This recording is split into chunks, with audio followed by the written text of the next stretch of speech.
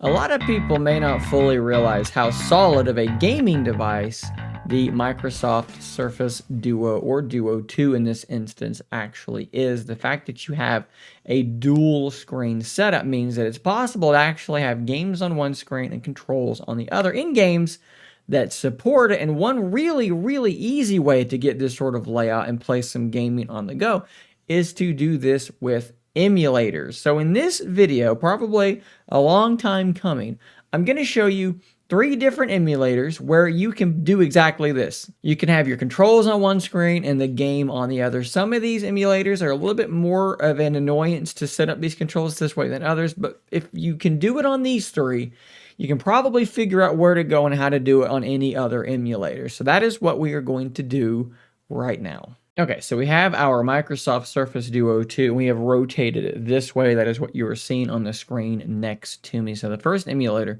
that we're going to do this with is called MyBoy. Now, it is a Game Boy Advance emulator. To me, Game Boy Advance, as far as mobile emulator gaming like this, is like the main one that I'm going to want to use. But there are some other ones like the Nintendo DS that we'll talk about in a minute that I think are a really good fit for this kind of thing. So, of course, all of these can be found in the Google Play Store. I have the paid version of MyBoy. I don't actually remember what it gives you. Probably some additional features. It's been a really long time since I've installed these. So, at any rate, MyBoy. So, let's open it up now. And we're going to point at my ROMs folder here so that it knows where to go. We are now going to load up.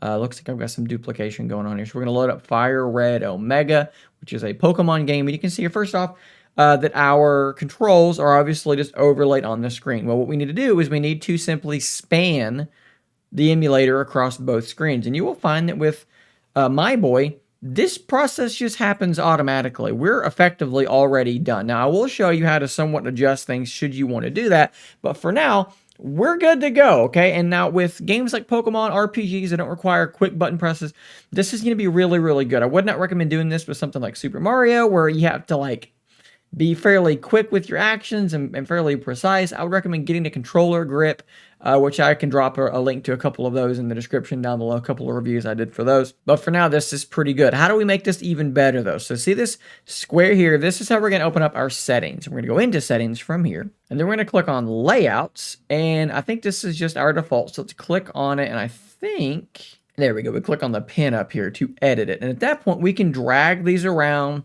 make them bigger, make them smaller, whatever we want to do with these controls. And at that point, it's up to you. Just put them where they make sense ergonomically for you. MyBoy, Game Boy Advance simulators, absolutely dead simple. So now let's move to Drastic, which is a Nintendo DS emulator. The process will be a little bit different on this one. So we're going to do load new game.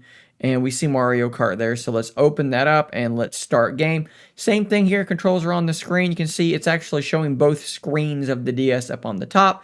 So we are going to span it. And now, once again, this is pretty much pre-set up for you. There's not much that you're going to need to do, although the L and the R are sort of up here, and they're being kind of slightly cut off by the hinge. So what we're going to do is we're going to click down here at the bottom. We're going to click on Menu.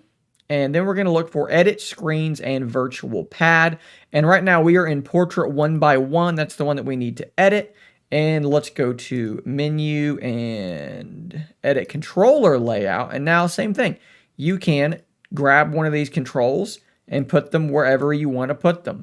Really simple on Drastic to get this thing kind of laid out the way that you want. I believe there's also a way to resize it. Down here at the bottom it says Resize. So again, Drastic is just like MyBoy, it is pretty much dead simple. You span it, you rotate it, and off you go. Now, let's go to the last one, which is called Dolphin. This is a GameCube and Wii emulator. And as you can see, I've already got Wind Waker loaded up here. So let's go ahead and, once again, we're going to span it.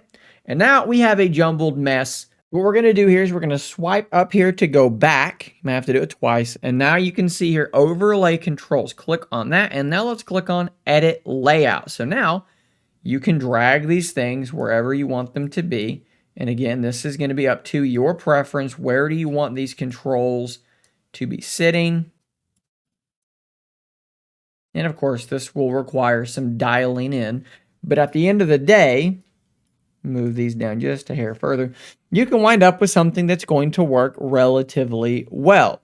And like I said, I can't show you every emulator and how to do this on every single emulator, but what I can show you is how to do it on these three, and you can assume that most emulators will have a setup that is either like I just showed, span it, rotate it, and you're done, or you're going to be looking for some way like I just showed you to edit those controls. Now, obviously, I cannot and have not tested every single emulator. So it is possible that there's one out there that just cannot, manage to do this sort of thing. But I will say that all of them that I have tested have been able to do this. I tend to be, when it comes to a retro gamer, I tend to be a Nintendo guy. So I've not really tested, PSP and these sorts of things. So perhaps there are some blind spots there when it comes to this stuff. But at least for the ones you've seen, and I would imagine for many others, the process will be very, very similar to this. So guys, I hope this was a helpful video, even if it was a bit late in the life cycle of this device. If it was, let me know in the comments down below. Subscribe before you leave so you don't miss out on more stuff like this. Guys, until next time, stay nerdy, my friends.